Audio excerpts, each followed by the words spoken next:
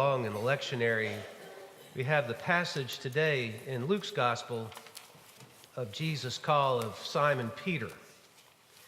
And as I've looked at this passage, it's very different. The call of Simon Peter in Luke is very different from in Matthew's Gospel. And I've come to the conclusion that this is the second time Jesus has called Simon Peter. In the other gospel, Jesus shows up at the lakeside, calls them, and they follow. But here, Simon's been fishing, and Jesus uses his boat to teach a little bit to the crowd. And Peter says some things that indicate to me that there is a relationship that's already been established between he and Jesus. And after the first call, Peter couldn't quite get all the way. I mean, we can relate to that, can't we, And so that's what it seems to me. That's just my interpretive decision on this passage, But I'm going to approach the passage with that in mind. But first, from the Old Testament, I'm going to read Psalm 138. And this is a beautiful psalm of thanksgiving and praise. I give you thanks, O Lord, with my whole heart. Before the gods, I sing your praise. I bow down toward your holy temple and give thanks to your name for your steadfast love and your faithfulness. For you have exalted your name and your word above everything. On the day I called, you answered me. You increased my strength of soul. All the kings of the earth shall praise you, O Lord, for they have heard the words of your mouth. And they shall sing of the ways of the Lord, for great is the glory of the Lord. For though the Lord is high, he regards the lowly, but the haughty he perceives from far away. And though I walk in the midst of trouble, you preserve me against the wrath of my enemies. You stretch out your hand, and your right hand delivers me. And the Lord will fulfill his purpose for me.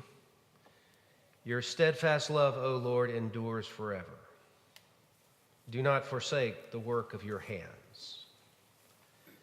And from Luke's Gospel in the 5th chapter, call of Simon. Now once while Jesus was standing beside the lake of Gennesaret, and the crowd was pressing in on him to hear the word of God, he saw 2 boats there at the shore of the lake. The fishermen had gone out of them and were washing their nets. And he got into one of the boats, the one belonging to Simon, and asked him to put out a little way from the shore. And then he sat down and taught the crowds from the boat. And when he had finished speaking, he said to Simon, "Put out into the deep and let down your nets for a catch." Simon answered, "Master, we have worked all night long, but have caught nothing. Yet if you say so, I will let down the nets." And when they had done this, they caught so many fish that their nets were beginning to break. So they signaled their partners in the other boat to come and help them, and they came and filled both boats so that they began to sink. But when Simon Peter saw it, he fell down at Jesus' knees, saying, "Go away from me. Go away from me, Lord, for I am a sinful man." For he and all who were with him were amazed at the catch of fish that they had taken. And so also were James and John, sons of Zebedee, who were partners with Simon. And then Jesus said to Simon, "Do not be afraid. From now on, you will be catching people." And when they had brought their boats back to shore, they left everything and followed him. This is the word of the Lord. Thanks be to God. It's an interesting picture that arises in the scene from the very beginning. You have these men who are actual fishermen who've been out all night, and their boats are there, and their nets are empty, and that's their livelihood. That's their profession. They fish.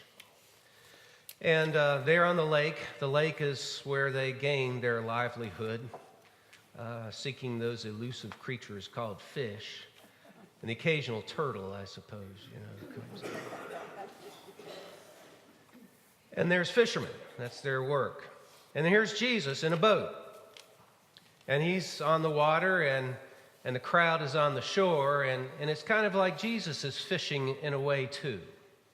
He's casting the net of his word over these people, seeking to draw some in so that they could get in the boat with him spiritually, figuratively. But while all this is going on and Jesus is doing all this fishing in his own way, I really think Jesus has a big fish in mind that day, that he's hoping to finally bring Simon and catch him. And so after Jesus had been done teaching, he turns to Simon, and he's in the boat. He says, Simon, let's get the crew. Let's go out and do a little fishing. And Peter says, Master, which in me is a word that implies they had already established a relationship. This is a very special word that he uses. And Peter already recognizes that Jesus is a person of great authority and position, master. Said, we toiled all night. And that word toil is a very strong word. In the secular Greek, that word was used as a beating, a physical beating. And applied in this case, it's weariness as though one had been beaten. Said, Lord, we're beaten. We're beaten. We worked all night, caught nothing. The night had worn them out physically, but maybe also emotionally, in a way, because they were fishermen, and they weren't fishing for pleasure. They're fishing for life, for their work, for their business, for their families, to feed people, And I imagine if you're out all night working and you don't bring anything in, that you may be afraid for that day, or maybe that's going to really impact your week. Who knows, And what happens if you can't catch fish? What happens to you then? I mean, their life was tied to this lake and to that business. And they had worked all night and caught nothing, so they may have been a little nervous, a little afraid as well. Toiled all night, and had nothing to show for it. And as I thought about that, it's kind of a real human picture for some people, it seems to me. That there's people out there who toil and their lives at the end of the day continue to come up empty. And they work hard at something at the end of the week. They feel like it's nothing in return. Maybe toil for their whole lives. And just don't really have anything to show for it as persons. And I'm sure we've all heard this idiom expressed, that someone has a dead-end job. Now, what a way to think about your life, that your job is a dead end. Isn't it true that some people view their handiwork, whether professionally or in their interpersonal world, and in their relational lives, with meager returns for a lot of hard work? And maybe some people don't see it just a dead-end job, but maybe they see their life as a dead-end life. And that's a real problem in our culture. as a real problem in our culture among all age groups, where folks don't see their life as worth living another day. As I thought about that, as that thought came into my brain as I was looking through this passage and thinking about it, someone that summed this up in a way just so perfectly was Shakespeare in the famous Macbeth soliloquy, that whole view of life as a dead end, where Macbeth says, tomorrow and tomorrow and tomorrow creeps in this petty pace from day to day to the last syllable of recorded time. And all our yesterdays have lighted fools the way to dusty death. Out, out, brief candle. Life, but a walking shadow. A poor player that struts and frets his hour upon the stage and is heard no more. Life, a tale told by an idiot, full of sound and fury, signifying nothing. And there's a lot of folks walking around who are living that out. I want to talk to the men for a little bit. Now, you listen, women can listen in if you want, but you maybe can take some notes, but I can only kind of speak as a man in this.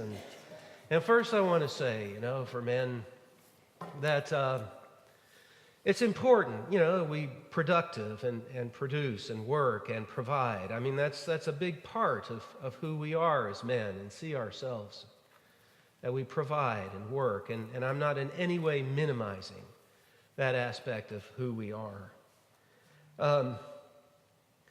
But there's sometimes a danger for us that we tend to find our identity in the things that we do to the exclusion of the people that we love and who love us. And sometimes we end up robbing ourselves of the greater identity that comes by being the best person that we can be, rather than being the best candlestick maker that we can be. Because I think what people who love us, what they want and need from us first and foremost, is not the property that we bring, but they need our love and encouragement and support and kindness and all those things. And if we view our relationships only on that other way, that people value me only for my property or what I can bring, it's a love that's based on works. And we're saying to them that we think their love is based on our success and not for who we are. And that's an unbearable burden. And in the end, it's the quality of our life. It's the quality of our love. It's the depth of our relational life that truly brings joy and satisfaction and turns a dead-end life into a life that has meaning and joy and purpose. And sometimes we men, we might even use our jobs as an escape or as an excuse. We can be our mean and nasty selves and blame it on our work. Well, all the while, the ship bearing our hope for joy and for love and understanding and security, that boat slowly sinks over the horizon, and we cut the cord ourselves. I used to go to a conference in Orlando in the winter for pastors of Presbyterian churches. It's no longer in operation, but it was always a good week, and there'd be speakers there that were spoke to pastors in our world. And one pastor came and gave some talks, and he had just retired from a very large church in eastern Pennsylvania, and had been a very successful pastor and had a long and fruitful ministry in that place. And he told this story. He said when he was starting out in ministry, he was a youth pastor at a church in Pittsburgh. And he had a wife and an infant daughter.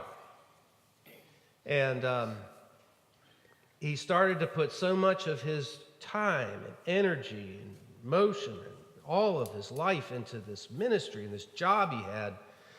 And his wife was starting to feel that she was being excluded more and more, kind of just becoming an adjunct to his life was his ministry. And so she actually talked to him about that. And he got mad. And he said something like this to his wife: "If you can't be supportive of my ministry, then you need to get out." And guess what she did? She got out. She got out. And he said, it didn't take me long to realize how messed up I was. And he said I was in a bookstore after all that and looking at books, and I saw a book that said How to Be a Better Husband. He said, I need that book, you know. And he and his wife were able to reconcile, and they'd had a long and very fruitful marriage. And he told this, he said, after my daughter got married, she was the infant. After my daughter later got married, she wrote me a letter, and it listed 50 reasons why I'm so thankful you're my dad. And he held that letter up, and he was crying. He was crying. He said, I almost missed this.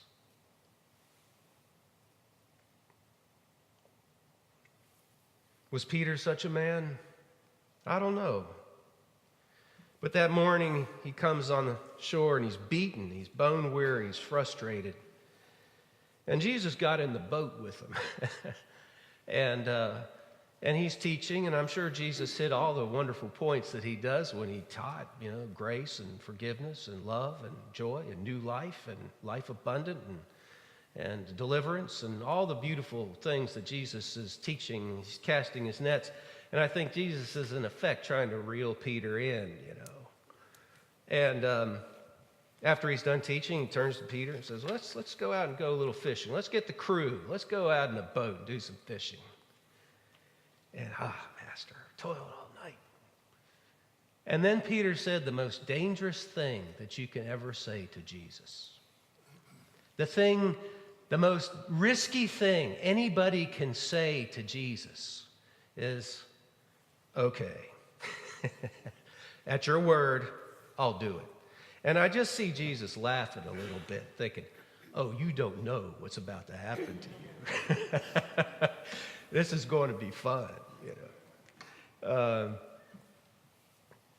single word from Jesus can make it all new. And Peter, in agreeing to this, grudgingly probably revealing a glimmer of hope perhaps in his heart, little did he know. For you give Jesus a word, and he's going to take a life. He'll take a life. You give him a word. And, I see this in my own life. And I remember back when I was 25 in Los Angeles, and just kind of knocking around, trying to figure things out, and the things that I wanted to do just hadn't worked, and I was struggling, trying to, get back up and keep rolling. And I took a job for a little while after some things didn't work out as just a Hollywood messenger, and it was really a good job, paid very well, and I had to, I needed it to just keep rolling, and it was during that time that I was trying to sort some things out. And I almost became, as I shared before, a Los Angeles police officer, believe it or not. Yeah, I almost became an LAPD. And but the day that I was to report to Parker Center for the final thing, I'd been given a provisional acceptance, was the day I left L.A. to go to seminary. A lot of things changed in those months. And I'd been struggling, hiding, kind of like Peter, I think, is that I was putting that call off, because it always had been there, a call to be a pastor. Of course, my dad was a pastor, so there was a lot of things to sort out in that thought, and I tried to do other things. But one day, Jesus got in the car with me as I was delivering a package, and I finally said it. I said, okay, if you want me to be a minister, pastor, I will follow down that road as best as I can until you shut the door. That was 36 years ago. And I'm so glad. I'm so thankful of things that I've experienced in this line, just the blessings that God has brought to me. You're just a major part of those blessings that I've received in these many years of what I do. And I am so thankful. It's interesting, when I was, one of the guys that I was a messenger with, we discovered we rarely saw each other, because it was all pagers in those days. Pagers, some of you know what those are. And only once a week or so would we go in and give our paperwork. But I discovered that one of the fellow messengers was a guy I used to throw newspapers with for Wayne, the LA Times. And he was Wayne's assistant, and then he left the dealership, and then I became Wayne's assistant. So we had some things in common, And we reconnected after several years, and we discovered he was going to become a Los Angeles County Sheriff's officer. And I talked about what I was doing and what I was thinking. And we gave our notice on the same day. We showed up at the office, right below Hollywood Boulevard. We gave our notice on the same day. We walked in, and the guy who ran the business really was a fine businessman, good businessman. But he was a real Hollywood guy, And we came in and we gave our notice, and he said, "What are you doing? What are you going to be doing?" And Paul said, "I'm going to become a Los Angeles County Sheriff's Department, deputy." And "What about you?" He said, "Well, I'm going to go to seminary and be a minister." He said, "You too. I'm taking you to dinner right now." Okay.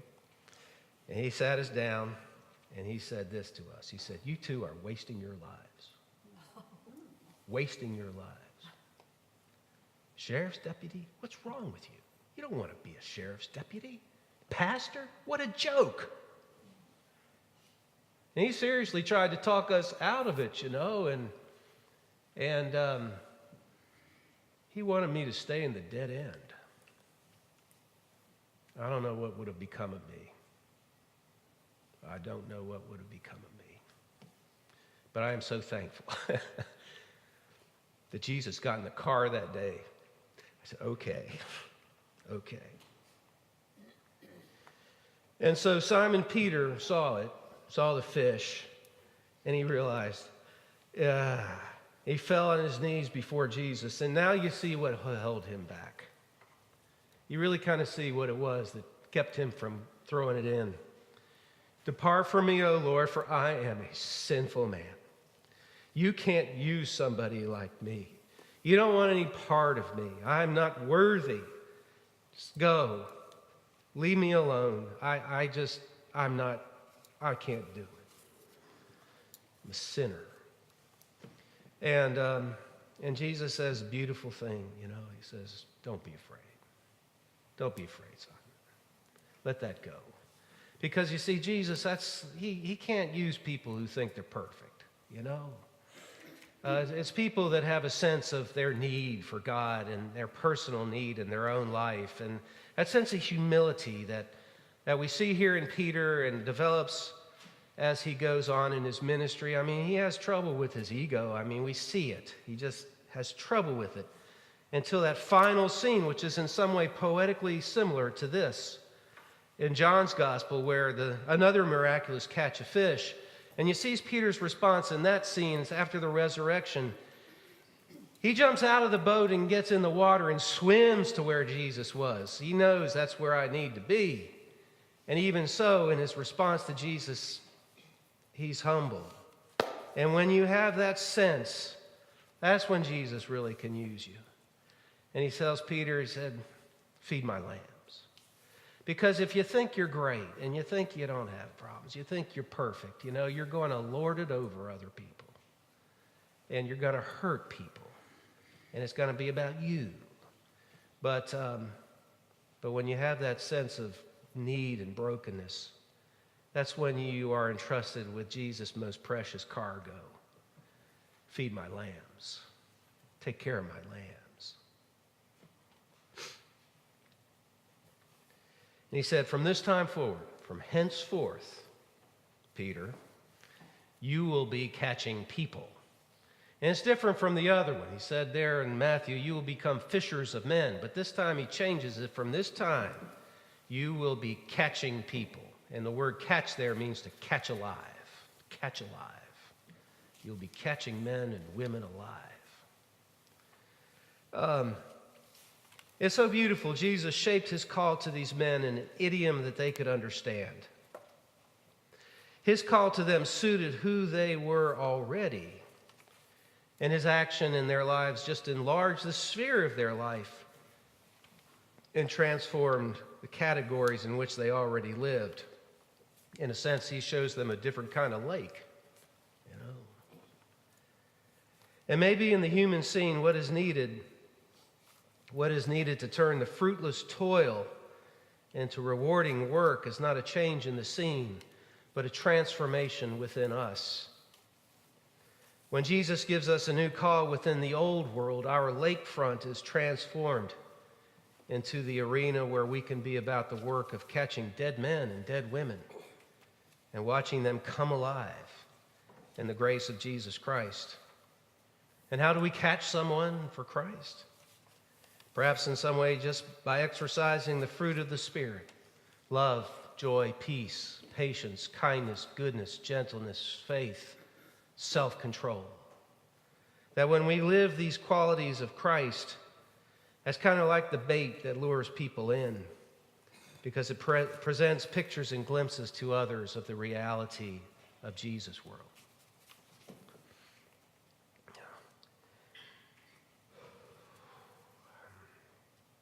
Now, Jesus wants to use the scenes in which we live. And he can make them a place that we might have seen as just formerly utilitarian and devoid of the numinous into holy places where God can intersect with others through our witness and through our lives. And he's waiting for us to say, as Peter said, okay, okay, at your word, I'll let down the net. And we will discover that in that we are the ones who get caught up in his love. In Jesus' name, amen.